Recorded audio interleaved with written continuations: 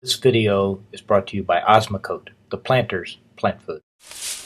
I'm Amy Grisak, a garden writer in Great Falls, Montana, and today we're going to save my great-grandmother's peony from being overrun by these roses and the bindweed. Now, I healed this in here years ago when we first moved up to our new home, about 5 years ago really, and it struggled for a while, so I didn't want to move it. So I planted the roses and they were little, and now they're huge. So they're huge, bindweeds here going crazy. Really got to get this poor thing out of here this year. So the first thing we're going to do is to dig around the peony. And just go, really kind of do a perimeter. Now I cut back some of these rose branches because they are gnarly thorns on them. But I might have to trim off some more here.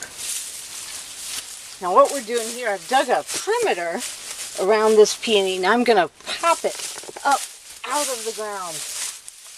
Doesn't feel like it's letting loose everywhere.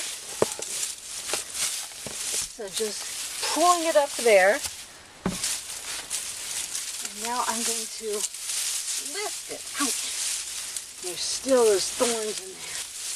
So here is the root mass. Okay, as you probably hear, I have the water running. Here's the root mass. And so what we want to do is hose it off so we can see what we're working with, so we can know how to exactly pull this thing apart. Okay, now here's the fun part. Here is part of the root mass. I already cut some of it off.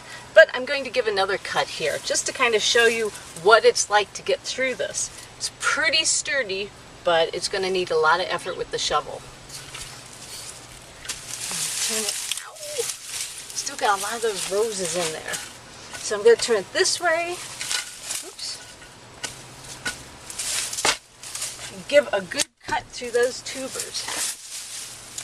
So pulling it apart, you have these masses in here.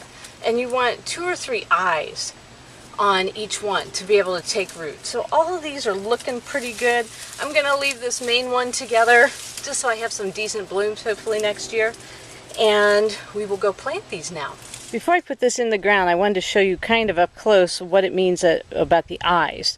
On this tuber you can see there's one, there's a little nub coming out, and there's a third. So this is a pretty healthy chunk of the peony tuber, and when we plant that, we're going to put the eyes just a couple of inches below the soil.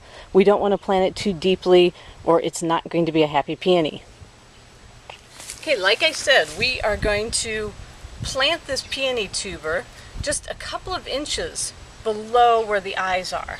So I already kind of loosened up this soil and just dig it. This is really nice. I've really been working with this for years. Put a lot of organic material into it, constantly adding compost and things like that. So put that in there and just a couple inches below.